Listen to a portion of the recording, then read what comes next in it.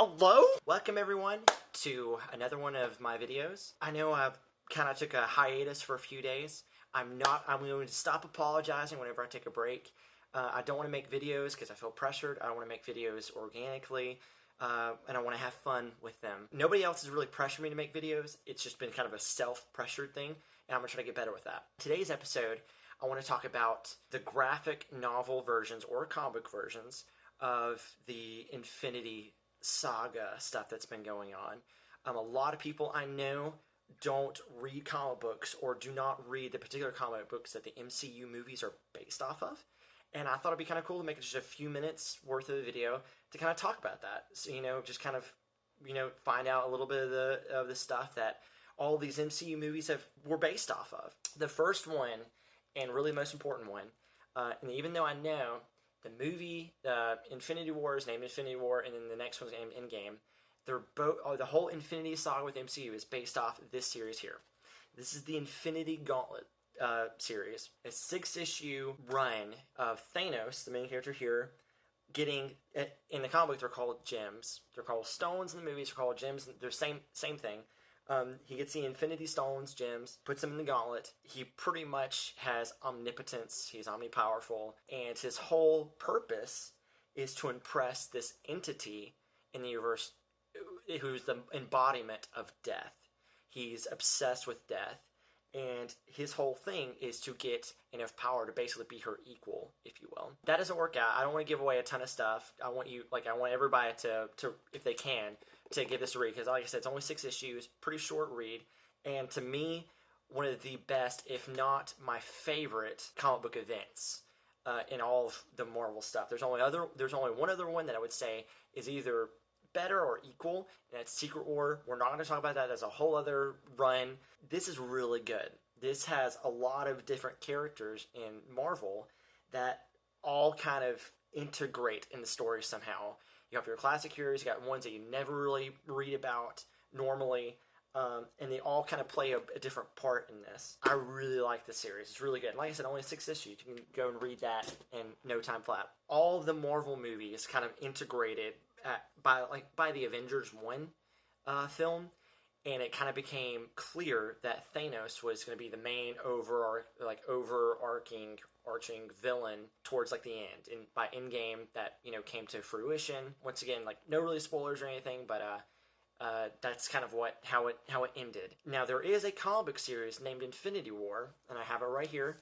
But oddly enough, this takes place after the Infinity Gauntlet series.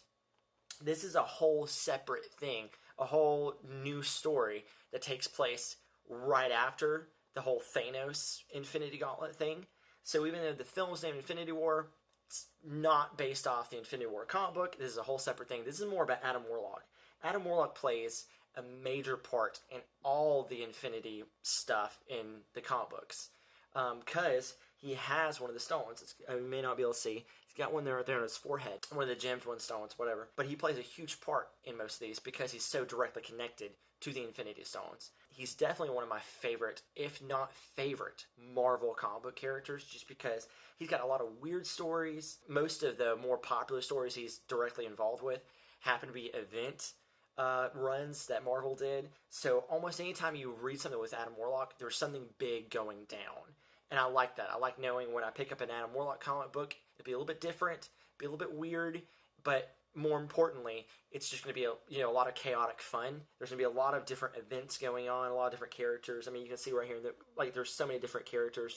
Just from seeing Adam Warlock on there in my head, it's okay, it's a cosmic event directly tied in with everything else. It's really cool. But this is a whole separate thing. And in Infinity War stuff, Adam Warlock finds out another being is trying to get the Infinity Stones and so on. It's a whole other run. And even though it has the same name as the film, not the same thing, totally different. The Infinity Gauntlet series is the one that the films are actually based off of. Those are the ones I would recommend reading first. If you like those, then spread your wings. The one comic series that takes place the moment Infinity Gauntlet ends is the Warlock and the Infinity Watch. So Warlock gets the gauntlet. Right now, you're like, what? Yeah, that didn't happen in the movie. This shows you the difference in the movies and the comic books. Pretty clear. They went with a whole other story in the movies. Warlock gets the gauntlet. There's this kind of like arm wrestle moment between him and a couple of really large cosmic entities over if he should keep them or not.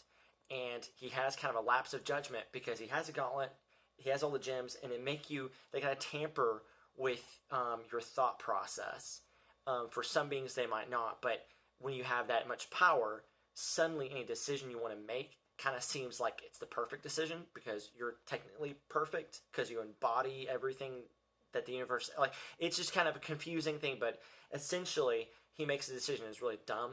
When he separates all the gems, he gives it to several different members. I don't want to give anything away if y'all do want to read it, because I recommend all Infinity Gauntlet, then these, and Infinity War. I recommend them all. They're all really good.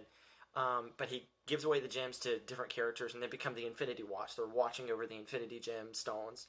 And it's really good. But it's just crazy that Jim Starlin and some other people at Marvel create these stories, and then they get turned into the film versions. And the stories, while you can see like little hints there, here and there, there's little threads here and there on where the original story kind of integrates into the cinematic version. It's much different than the cinematic versions that we got today. And I'm not upset with that. If I went into the movies and I saw the exact same thing that was in the comic books, part of me would be happy, but the other part of me would be a little bit let down because there's nothing necessarily new with that. And then I wouldn't really be surprised. I might even get bored at times because I'm like, well, this is a boring part in like this particular chapter and what's going on. This gets kind of boring. No, like I kind of like that some of it was different. And the more that I watched the movies, the more I realized these are not necessarily sharing the same name, but it's more like a separate universe altogether, like an alternate timeline, which is appropriate if you have watched Endgame, and it kind of goes over some of the multiverse stuff.